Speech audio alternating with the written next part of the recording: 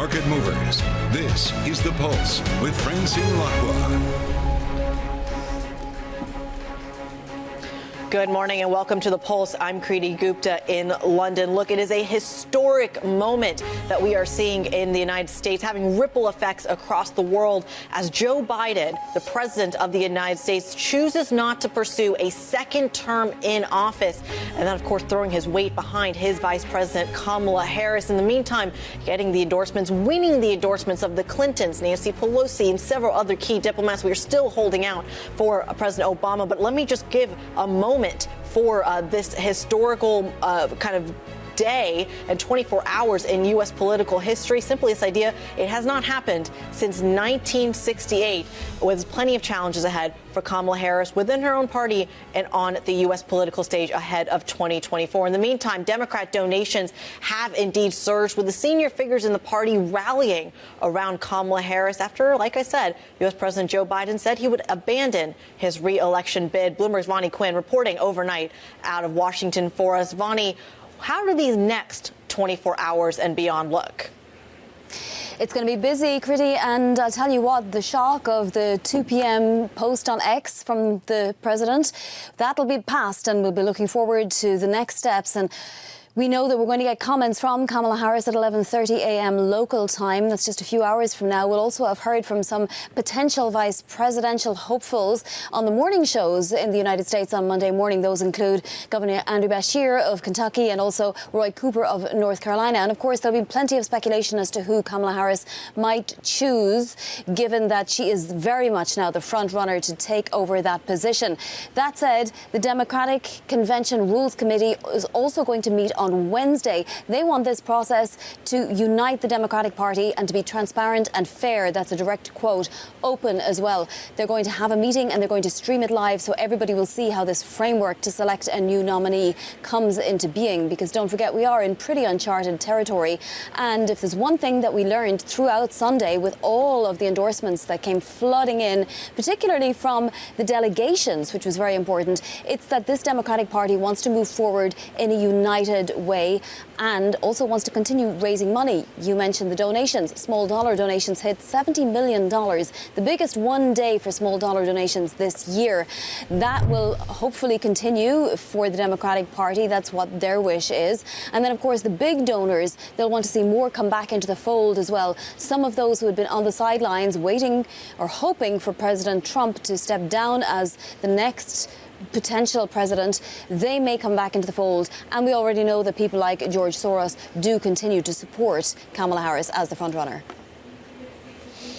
It's certainly something we have a very, very close eye on. Bloomberg's Vonnie Quinn keeping an eye on the tick by tick as we, of course, see how this all plays out. We thank you so much for the reporting out of Washington, D.C. I want to get a little bit more analysis here. Bring in Leslie Vinjamuri, director of the U.S. and America's program over at Chatham House. Leslie, a wild 24, 48 hours in American politics and everyone outside of the United States watching what's going on. I want to start with what actually fundamentally changes from a policy perspective if indeed Kamala Harris wins the Democratic nomination, or do we simply expect more of the same that we've heard from Joe Biden? Well, given that she is quite unknown when it comes to policy other than supporting the president's policy, I do think that we can imagine and should expect continuity on most items when it comes to the economy, to climate, to support for Ukraine. The big question, the big difference will potentially be on America's support for Israel, which we know has been deeply controversial. We've got that visit of Prime Minister Netanyahu to Washington, D.C. We'll wait and see whether Vice President Kamala Harris intends to meet with him. But this has been an extremely divisive issue in the United States, especially amongst younger Americans. And those voters will be important in swing states as well as across the country. We've heard the stories about Arab American voters in Michigan being reluctant to support Joe Biden because of his policies in the Middle East. So this might be a change. But the other really significant difference is that Kamala Harris, while she will be largely embracing President Biden's policies, she simply doesn't have the depth of experience, the years working these issues, and that is, an opportunity, and it's also, a potential weakness. So much, I think, will become more known in the weeks ahead. And another question, of course, is who she chooses to surround herself with. Most of us are focusing our curiosity on who that vice presidential candidate would be, assuming that she does secure the nomination. But there are also broader questions. Will she change foreign policy teams? Will she appoint new people or carry on with Biden's team, many of whom have years and years of experience and are very committed to President Biden's agenda? It's fascinating that we talk about where she's going to put her focus. There's been a lot of speculation of whether her VP pick may ultimately be Roy Cooper out of North Carolina to get some of those swing votes in North Carolina and Georgia as well. That's, of course, just one take out of the many, many options. But, Leslie, I'm really curious about what her foreign policy record may actually be. It feels like that's where a lot of criticism is coming, especially given that she was formerly a senator out of California. She, of course, came under a lot of criticism from the Trump campaign and the Republicans broadly for how she's handling or at least viewing and talking about the border crisis, which is a hot topic issue in the states. What credibility does she have on that front? Well, this is going to be a challenge for America in the years and decades ahead. President Biden is an outlier. He's probably the leader with the most foreign policy experience. And that just simply isn't reflected in any of the other potential candidates. Kamala Harris does carry the baggage of having been assigned the portfolio of dealing with the southern border as really her first challenge when she became vice president, and it didn't go well. And undoubtedly, at a time when Trump has decided to make immigration his number one calling card after the economy, they will double down on attacking Vice President Kamala Harris for her record. But she's also associated with an effort, along with President Biden, to pass spending to deal with the border that we know Donald Trump blocked from behind the scenes. And she will have to articulate her policy and her vision for how she's going to deal with a real problem, but also how she's going to manage the very toxic politics that are going to surround this campaign. And as we know, immigration and immigration policy is a concern, especially in the United States. It's a concern across Europe. Europeans will be looking to see whether they have potentially a good ally and partner when it comes to questions of managing the rallying cry from the far right to close off borders, or whether there can be a pragmatic, sensible, realistic set of policies for dealing with the southern border. And we haven't seen that to date, partly because it's just simply very, very difficult to work Congress. And we are all very focused on the headline race in November. But there are lots of races that are up for grabs in the Senate and in the House, and that will matter for immigration policy. It absolutely will. And Leslie, let's talk then about, and I think for an international audience, we really want to know what the odds are of this kind of potential ticket swap if indeed Kamala Harris does get the Democratic nomination and is going head to head with President Trump, which, of course, we're still waiting for that virtual roll call and then the Democratic convention to follow to solidify that. Leslie, I'm curious what the odds actually are here. Look, she is not only running as a woman, but as a woman of color, of both Black and South Asian descent. She's been a first in many of the roles that she's taken on, the very first senator of South Asian descent in American history. But when you look at the polling odds, she doesn't have that much of an advantage over President Biden when it comes to President Trump. Does that change by November in your point of view? Well, first of all, if Kamala Harris was running against a normal, ordinary, centrist Republican, I would be very skeptical about her prospects. But she isn't. She's running against former President Donald Trump, who is an intensely polarizing figure, who has chosen a running mate who doubles down on an agenda that is very polarizing, that relies on the promise of tax cuts and deregulation to get otherwise a very significant group of wealthy Americans who would be very reluctant to support what is a an agenda that has some very polarizing elements. And whether he can credibly signal that, remains to be seen. But Kamala Harris, in this context, in an America in which we're seeing an extraordinary demographic change, young voters that want a reason to turn out, that are much more diverse, that care about climate change. Donald Trump and his running mate have rejected the climate agenda. They're in the wrong position on Israel and Palestine. So there are a lot of things for Kamala Harris to play for. And as you've suggested, we just have to wait and see. She may stumble. More likely, she will not stumble because she's going to have so much energy around her. The one thing that unites the Democrats is their intense desire to defeat former President Donald Trump. We saw this in the last presidential election. It's why they consolidated around President Biden after South Carolina. Yeah. And I imagine we will see this again. It's certainly something we're going to be keeping a very close eye on. Leslie Vinjamuri, we have to leave it there, Director of the U.S. and Americas Program at Chatham House. We thank you so much for your analysis. Some of the issues she's talking about, of course, hanging over not only news flow today, but of course in the aviation sector as well. Coming up, we are live at the Farnborough International Air Show, where we'll discuss the consumer story, the politics, and of course the orders being put in. That conversation next. This is Bloomberg.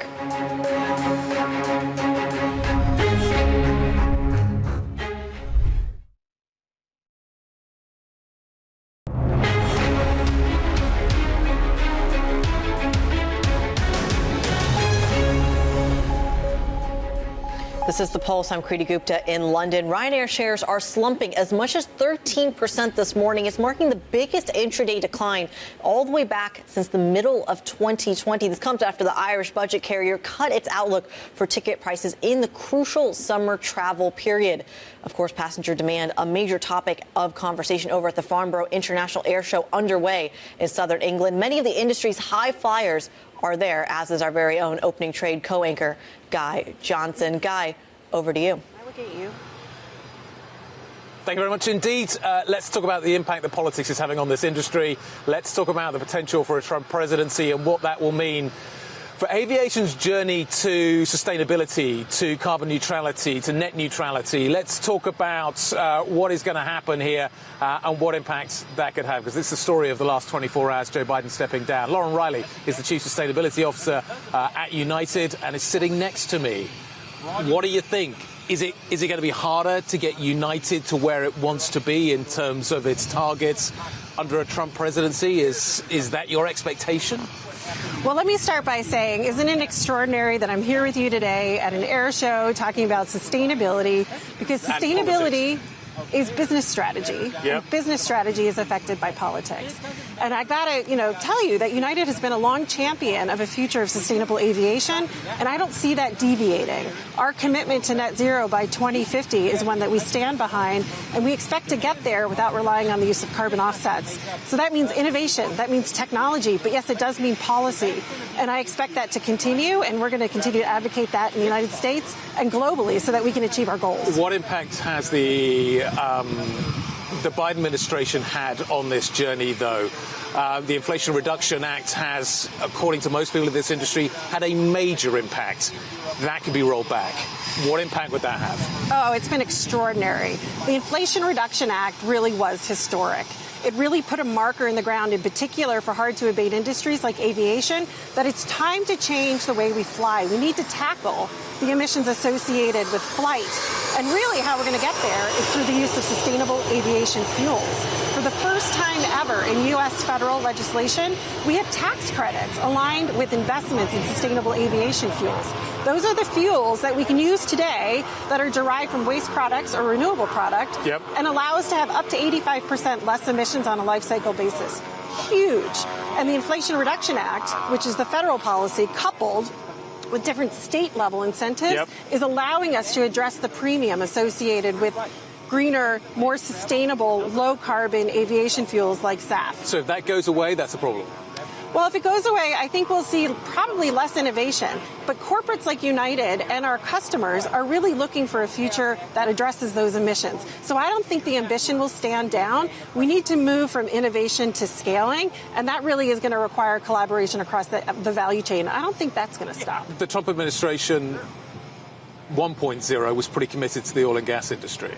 Trump 2.0 might be equally as committed to the oil and gas industry. How committed is the oil and gas industry to sustainable aviation fuel and that scaling process that you talk about? Well, we need the oil and gas industry. We need their infrastructure. We need their logistics. We need their investment in the next generation of low-carbon fuels. They need to be at the table so that we can find a way to scale and commercialize what is really a nascent solution right now, which is sustainable aviation fuels. Just give me a sense of the scale. You talk about needing to scale. How much do we need to scale? What is the mountain that must be climbed here? Well, it's tremendous. So last year we had about 150 million gallons of sustainable aviation fuels produced worldwide. 150 million gallons. United alone, as a single operator in 1 year, uses 4.25 billion gallons. Yes. So it's less than 0.1% of United's total fuel consumption in any given year. That is simply not good enough, and we need to get it to 100% by 2050. And you're going to need government to do that. And we need government policy and incentives to do that. How different is the picture on either side of the Atlantic? Oh, it's quite interesting, right? The carrots and sticks. So we certainly have carrots in the United States with the incentives that we see. In the EU, in the UK, and other regions around the world, we're starting to see mandates come online. What's interesting is that I do think those two policy constructs are quite complementary. In the United States, we're seeing a lot of early stage innovation, a lot of new tech startups that are looking at different pathways, different technologies to enable more efficient production of sustainable aviation fuels. In the UK and the EU, we're actually seeing the mandates drive scale. So suddenly we're in a space where some airlines are able to actually secure long-term offtake, long-term fuel supply for sustainable aviation fuels, which means there's confidence in the market and we can actually start scaling up sustainable aviation fuels. So they complement each other. Isn't the smart way to kickstart the sustainable aviation fuel story in a much more meaningful way to remove the advantages that traditional fuels have? Carbon taxes, taking some of the tax advantages away from jet fuel, from kerosene. Isn't that the fastest way to get to where we need to go? Well, I think there's many more efficient ways that we can get to where we need to go. Okay. And I would love to see that happen. But in today's environment, we actually need to take other alternative pathways like incentivizing the change that we want to see, which is where the incentives and then mandates in some regions really are going to work together to really address that need. Would I love to see a carbon price out there? I sure would. But I don't think that's going to be realistic anytime in the next couple of years in the United States for sure. So how do we work around those constraints and realities so that we can actually continue to accelerate the progress that we need to see? Final quick question. Yeah. What advice would you give Kamala Harris if she were to be president in order to make this process happen more quickly? Well, progress is happening everywhere across the board, including how we impact the climate. And I would encourage Kamala Harris to continue to lean into some of the activities and commitments that we've seen under the Biden administration. We need to continue to make sure that we hit our goals of the Paris Accord. And I look forward to an administration under her or other that can help us support our ambition to net zero 2050. Lauren Riley, thank you very much indeed. The Chief Sustainability Officer at United Airlines. Guys, back to you. Bloomberg's Guy Johnson at the Farnborough Air Show having those crucial conversations and braving the weather for us. In the next hour, though, Guy Johnson will be speaking to plenty of more people in the political space. Kansas Senator Jerry Moran and New Hampshire Senator Jeanne Shaheen, as well as the CEO of Qatar Airways. Plenty to coming up, including tributes pouring in from around the world for Joe Biden, praising the U.S. president for his decades-long role in global affairs. We're going to get some of the reaction and insight coming up next. This is Bloomberg.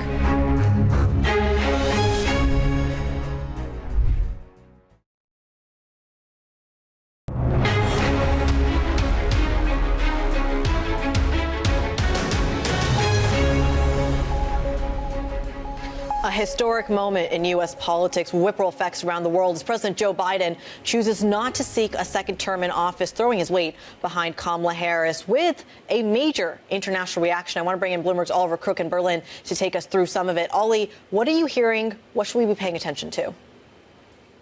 Yeah, listen, when we think about Joe Biden, his stature in American politics and how long he's been around, very well steeped in all of the issues and having, built a lot of long-term relationships with a number of these leaders and these countries, it's a significant change going into what the global leaders are expecting here. You had Olaf Scholz out on Twitter. Again, there's a lot of sort of reaching out saying that they really respect his decision, but also talking to some of his accomplishments about how transatlantic cooperation is now close. Olaf Scholz saying NATO is stronger and the U.S. is a good and reliable partner to us, is what he was saying. And that really comes in contrast to some of the discussions that you had with Donald Trump in the previous administration, particularly with Germany, where you saw the tone and many of the arguments be done very much in public. That is something that is going to be missed, certainly by Olaf Scholz. And certainly ramifications for the defense story as well across Europe and arguably China as well. Bloomberg's Oliver Crook joining us in Berlin for some of that insight and analysis. We're going to get even more of that coming up on the program as we talk about the next steps for the European security picture and beyond. Stick with us. This is Bloomberg.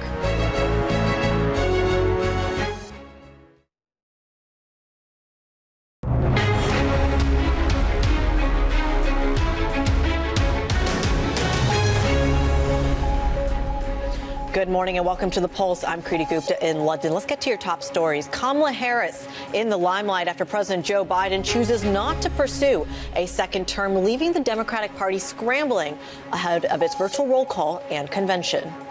Meanwhile, markets pricing in the Trump trade as policy changes on both sides of the aisle remain hazy at best.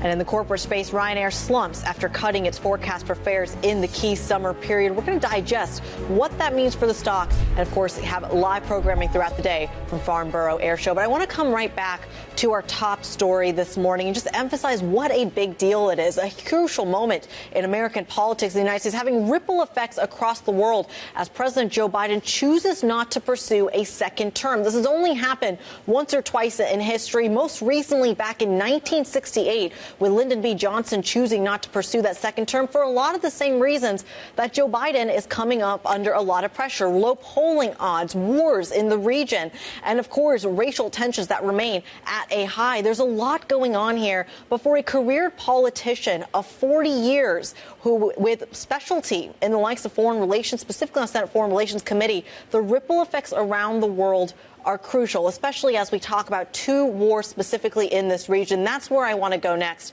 and bring in Atlantic Council senior fellow Elisabeth Braw, who, of course, is watching the ripple effects very, very closely. Elisabeth, I can't emphasize enough how historic and unprecedented in the modern era of politics this is. I'm sure a lot of European leaders kind of trying to figure out what a Kamala Harris presidency may actually look like. Your initial read on the situation? They are desperately trying to figure out what it means, because we should remember that while she's been vice president now for almost 4 years, she is not a foreign policy type. She's not a foreign policy expert. I remember her from back when she was a district attorney in San Francisco when I was living there. She is a prosecutor. She concerns herself with crime in America. What are her foreign policy views and security policy views? We don't know, because that's not her background. And now European and other leaders have to figure out, they basically know where Trump stands, they basically know where Biden stands, but what are her views? And if she's a nominee, what will she do and if she wins, what will she do as president? Well, you tell me, what will she do as president? Because to your point, that is her criticism. Whereas, and to be fair, nobody has the foreign policy experience that Joe Biden does at all, Trump included, but even plenty on the Democratic Party simply as a function of his age and focus on the Senate Foreign Relations Committee. But Kamala Harris has none. So what does a leader sitting here in Europe or a leader sitting in Asia do? In the first instance, they hope that she will essentially be a continuation of Biden's foreign and security policy, because at least then you have a way of understanding where things might go. But if she decides that she will try to chart her own course, then all bets are off. And I think that is a risk at the moment. That we should remember that Trump's foreign policy and security policy is very erratic at best. So this is the reality now for foreign leaders, that they have really no way of knowing where America will stand on crucial issues. So it is erratic at best. But when we look at the actual implications, it feels like the core theory of pulling away from China, having NATO spend more, for example, those are quite similar on both sides of the aisle. There is bipartisan agreement that those policies are what's needed for the future of America. The execution of those policies is where we see the volatility on the Trump side, and perhaps a little bit more incentive-driven strategies like the Inflation Reduction Act on the Democratic side. That being said, does Kamala Harris have the respect that she needs to operate on the international stage, especially when it comes to things like securing funding for whether it's Israel, whether it's Gaza, or whether it's in Ukraine? Well, she has a very small footprint on the international stage. The most she has done until now is essentially appearing as a substitute for Biden at various high-profile events. But it has to be said that lacking foreign policy experience is not a bad thing, because Washington types who have spent their whole careers in foreign and security policy tend to form their views early on in their careers and carry those views with them, ideologically shaped views, for the entirety of their careers. So we can see Biden formed his views on various things very early on in his career, and that's what still guides his policies today. Whereas you can come in as somebody like Bill Clinton, who really was not a foreign policy type. He came in as a rookie in foreign policy and actually did quite well, because he had to approach all kinds of new issues on the basis of not having had to take a position in the past. So the polling odds here very strongly favor President Trump and have been for quite some time. Yes, Kamala Harris is polling better than President Biden, but still at a significant lag to the numbers you're seeing on the Republican side. I'm curious, though, when it comes to other European leaders, and I have one in particular, Viktor Orban, that comes to mind, who's been very vocal about not only supporting President Trump, but forging a relationship with him, to the point that he, right after the NATO summit in Washington, spent time at Mar-a-Lago and convened with President Trump. Is that the kind of thinking other European leaders should have as well in these next 3.5 months or so, these next 100 days or so, to forge a relationship with both sides of the aisle? Is that a pragmatic solution? It's pragmatic and frankly, it's inevitable. And we have seen, for example, the new government here in the UK, while it was in opposition, the Labour Party spent a lot of effort and time trying to meet with Republicans in Washington, knowing that they may obviously form the next government and also the majority in Congress. It is the reality of US politics. You have to, the US role in the world, you have to be flexible and pragmatic and work with whoever is in charge, because you'll need them. I want to bring it back to the defense story, though, because, of course, continued aid to Ukraine, whether it's through NATO or through other mechanisms, is crucial. And for a lot of these European agendas, I had a conversation with the U.S. ambassador to NATO a couple of weeks ago, and she made the point that even as European countries are pulling forward their defense, Sweden, Norway, Poland going up to 5% GDP, arguably, there is still a crux or a benefit for the United States. And so much of that increased spending ultimately benefits the American defense industry, even if it's not, the aid isn't coming from the United States specifically. Where do you stand on that? The role that U.S. defense as an industry may have, even if the government itself maybe takes a step back in a Trump 2.0? It is obvious that the U.S. defense industry has benefited from increased defense spending in Europe. If you look at Germany, for example, with the Sondervermögen, so the special fund that was set up to essentially equip the military, a lot of that money has gone to U.S. defense manufacturers simply because they had the products available for the Bundeswehr, so the German armed forces, to buy, and that's what's needed at the moment. You can allocate all the money that you want, but if the weapons aren't there for you to buy, then it has no effect. So U.S. defense manufacturers have really benefited from this increased defense spending, and they dominate the global market anyway, so it hasn't been all bad for America. And since you mentioned the IRA earlier, the Inflation Reduction Act, if I can link that to the defense story. So sometimes I think the U.S. forgets how much it benefits from its allies, and conversely, how its actions may hurt its closest friends, even when it's not intended that way. And the IRA is such a story, set up obviously to bring green jobs to America through enormous government subsidies. But what has happened is that European companies have said, well, rather than manufacturing, we are reducing manufacturing or other activities in China, but rather than bringing that manufacturing to Europe, we'll bring it to the US. Yeah. To states like Arizona, for example. And what are European countries supposed to do about that? And I don't think the U.S.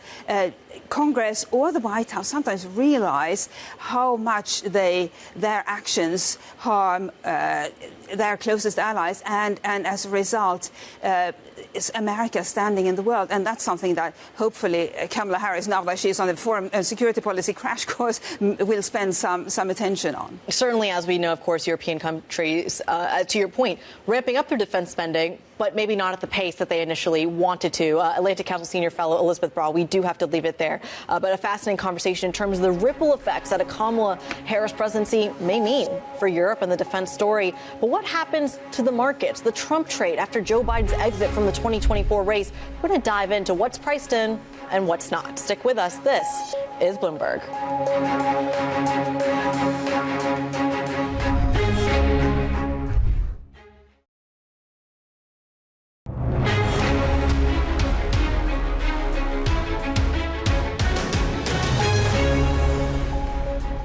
If it is Kamala Harris, there are two VP candidates who I think would be very solid for her, both Senator Mark Kelly from Arizona and Pennsylvania's Governor Josh Shapiro.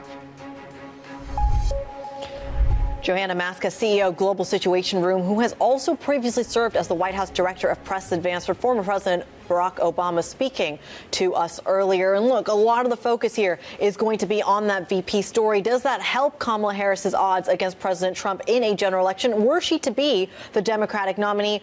Or does it simply hinder it? Does it overshadow it? There are a lot of candidates who can fit that bill. Let's bring in Bloomberg's Chad Thomas to have that very conversation. Chad, you heard Johanna Maska there talking about some potential candidates. Josh Shapiro has been named, Gavin Newsom, Gretchen Whitmer, among several others. What does Kamala Harris need in her VP to help her close the gap in some of these polling odds? Hi, Kriti. Well, she has a very tight timeline ahead of her. First, she needs to, of course, secure the nomination and get on all the ballots across the U.S.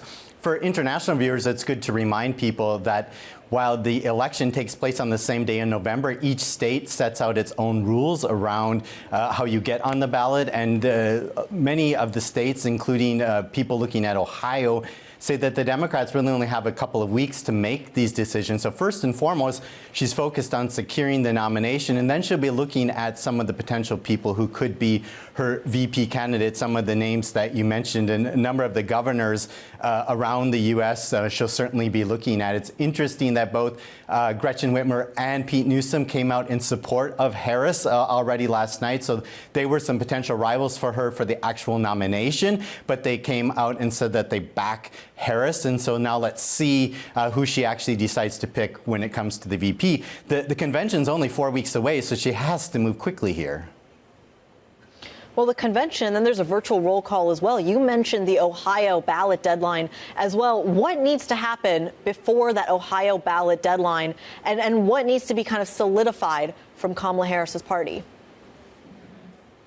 Well, that's why they're talking about this virtual roll call, so that they can make sure that they make it on the Ohio ballot. There's some legal discussions going on what the exact deadline is, but the Ohio state branches of government are controlled by the Republicans, and the Democrats are very concerned that if they don't name a nominee soon, that could be a problem for them. So they're trying to move very quickly in that regard.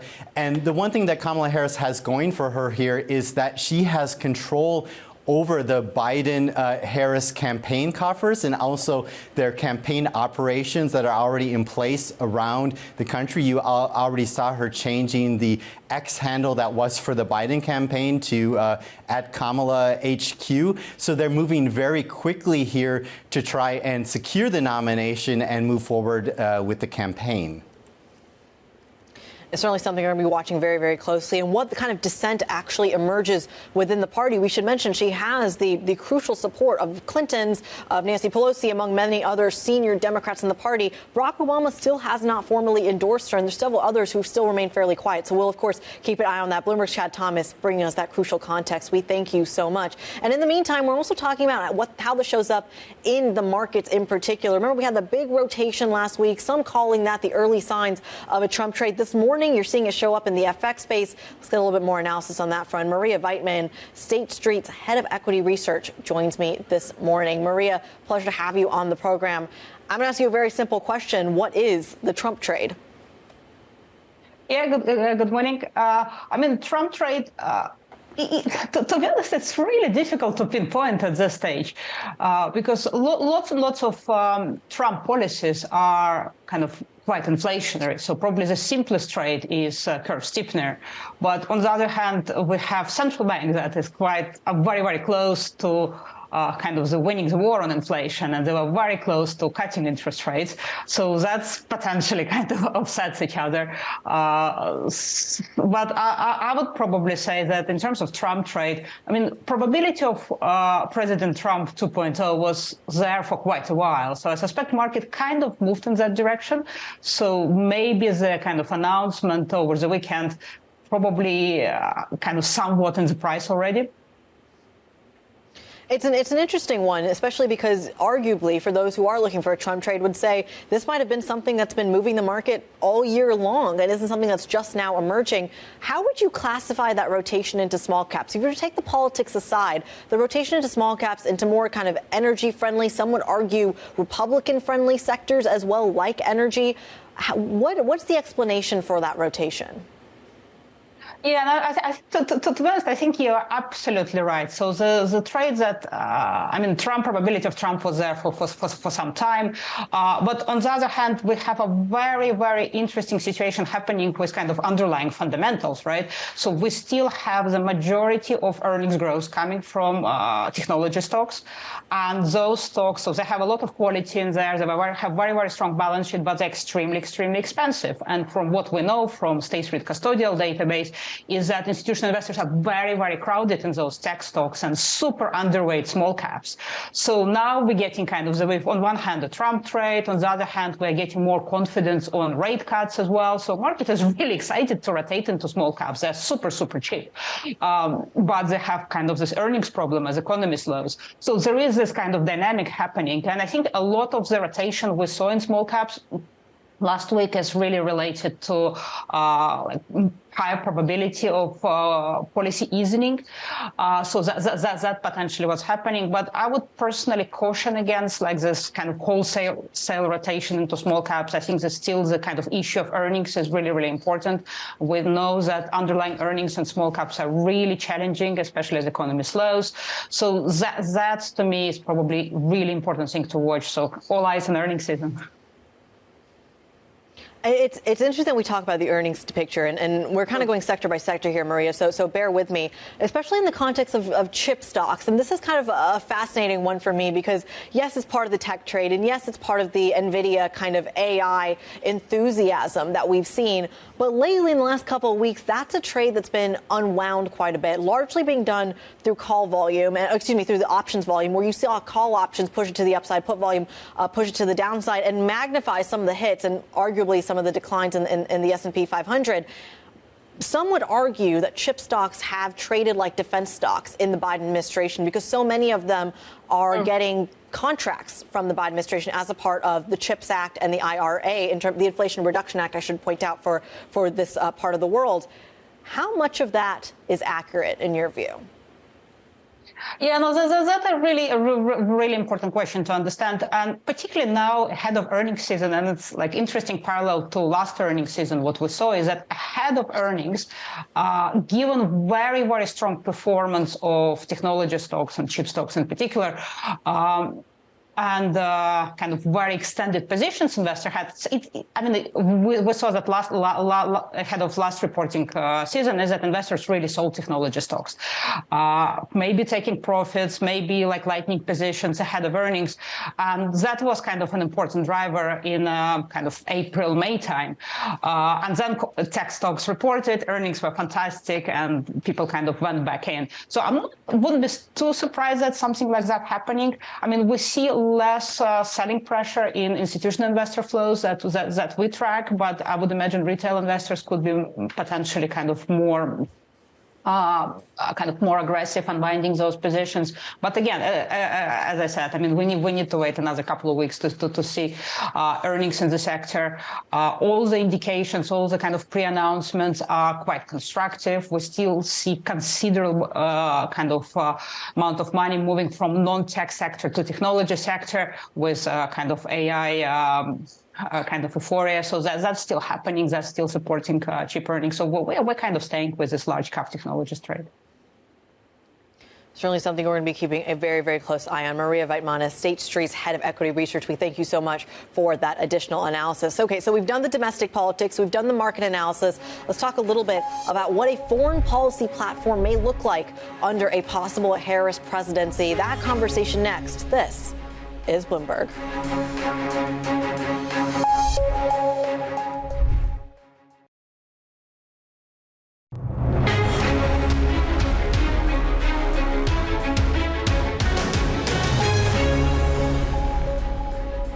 Welcome back to The Pulse. I'm Kriti Gupta in London. Policy is hazy right now in terms of both sides of the aisle. You have a Trump 1.0 agenda, a Biden 1.0 agenda. We don't actually know how that translates to a potential Kamala Harris presidency or even a Trump second term, as both may be taking a little bit of a step back from the roadmap that we know. But for now, let's dive into what that means on the foreign policy stage and bring in Bloomberg's Oliver Crook joining us from Berlin. Ollie, before we get into the foreign policy, talk us through the reaction throughout Europe on just the last 24 hours.